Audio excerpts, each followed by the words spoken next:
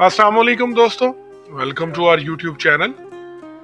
हाजिर हैं फिर से एक नए किस्से के साथ। अगर आप हमारे चैनल पे नए हैं तो इस चैनल को सब्सक्राइब कर लें और अगर ये वीडियो पसंद आए तो इसे लाइक कर दें। कभी आपने सोचा है कि एक पूरी कौम जो खुशहाल थी, बाजारों में हलचल थी, तजारत रूज पर थी, लेकिन फिर एक दिन ऐसी क्या आफत आई कि सब कुछ खत्म हो गया। जी हाँ, ये कहानी है असहाबे एका की।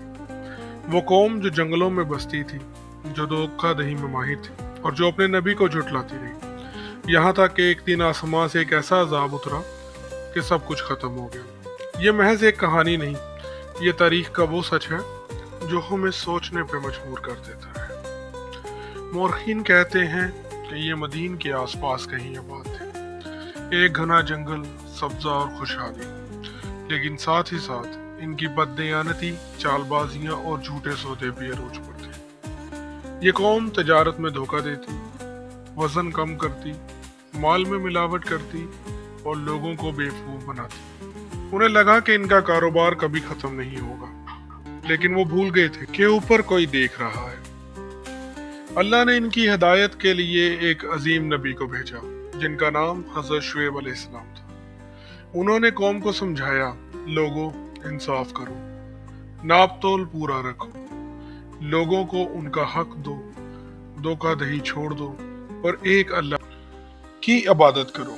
लेकिन ये सुनकर कौम हंसने लगी। उन्होंने कहा, ये कैसा नबी है, हमें तिजारत करना सिखा रहा है, हमारे मामलात में दखल दे रहा है। किसी ने मजाक उड़ाया, किसी ने धमकी दी और किसी ने कहा, अगर सच्चे हो तो अजाब ले आओ। और फिर अल्लाह के हुक्म से अजाब आ गया। आसमां पर एक काले बादल का साया पड़ा। लोग खुश हो गए, ये तो बादल है, बारिश होगी, मजा आएगा। लेकिन वो नहीं जानते थे कि ये बादल उनके लिए रहमत नहीं, जहमत बन चुका था। अचानक शदीद गर्मी, तेज आंधी, जलजला और आसमां से आग बरसी। सब कुछ खत्म हो गया। जो कल तक हंसते थे, आज कोई इनका नाम लेने वाला भी नहीं था। ये कहानी सिर्फ असहाबे एका की नहीं, ये सबक है हर उस कौम के लिए जो धोखाधड़ी, नाइंसाफी और अल्लाह की नाफरमानी करती है।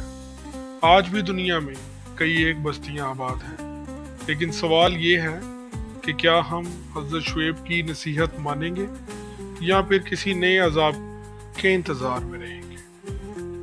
अब ये हम सब के लिए सवालिया निशान है। अगर आपको ये वीडियो पसंद आई हो तो इसको लाइक कर दें और मज़ीद ऐसी वीडियोस देखने के लिए हमारे चैनल को सब्सक्राइब कर लें।